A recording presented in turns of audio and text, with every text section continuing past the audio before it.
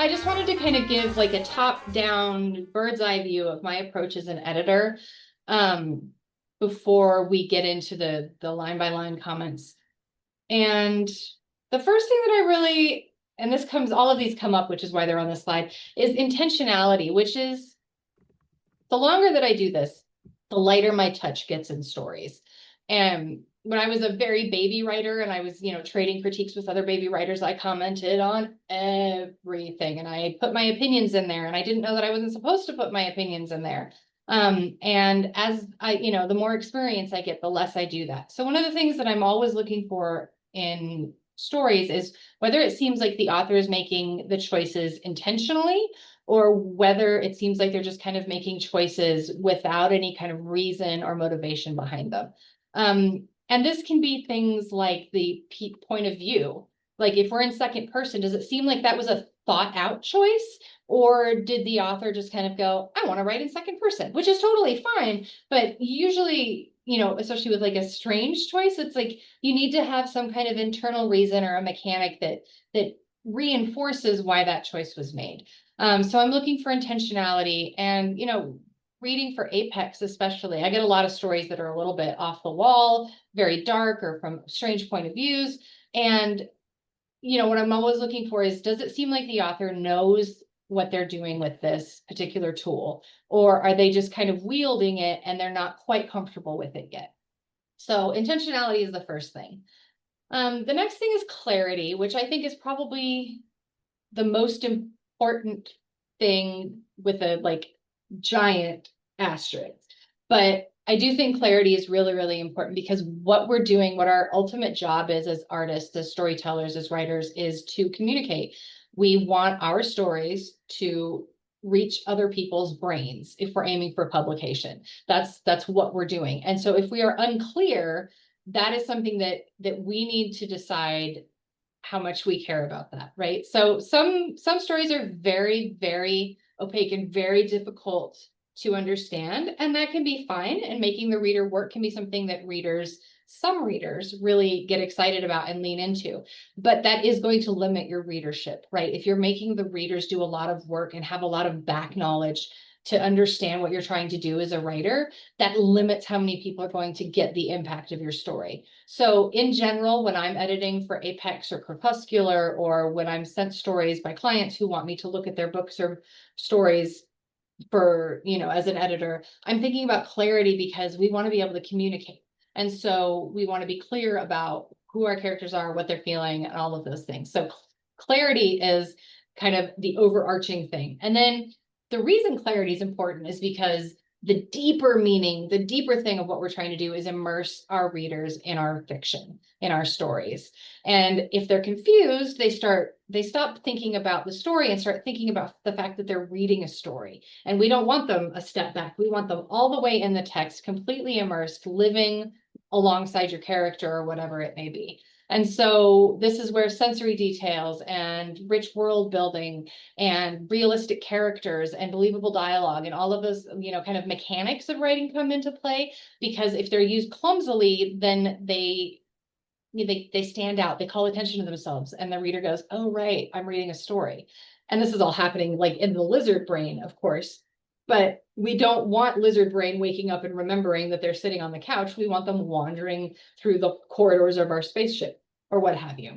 So those are kind of the three overarching points that I'm looking towards as I'm reading. And then these last two obviously are acronyms that I mention a lot when I'm editing and critiquing. I think that they're really important touchstones. Obviously, personal, subjective, all writing feedback is subjective, but I will mention them, so I wanted to give a quick introduction to them.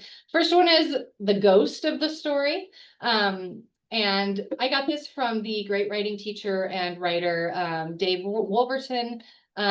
He talked about this was something that he looked for in stories, and GHOST stands for goal, obstacle, stakes, and tactics. And I'm just now realizing I should have spelled these out so that I'll put them in the chat.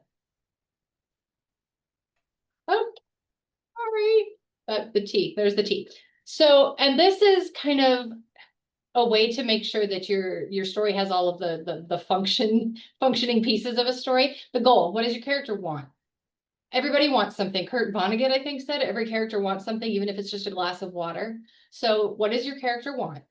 Obstacle. What's stopping your character from getting it? Right? What's in the way? Why can't they have a glass of water? Stakes. This is something that when I was a beginning writer, I haven't been young in a long time. When I was a beginning writer, I really struggled. I was like, what does it mean, stakes? I don't, and I really, what helped me was this format and thinking stakes are what happens if the character doesn't get their goal. That's what the stakes are. What happens if they fail? And so is this the end of the world? Is it the death of, their self-identity? What is at stake for the character? And then tactics, how are they trying to reach their goal? How are they trying to overcome their obstacles? And quite often, one or more of these elements is either missing or not clear to the reader, which makes it difficult for readers to invest, to get immersed in the story, because they're going, well, I don't really know what this character wants, so I don't really care what they're doing because I don't know what they're trying to get.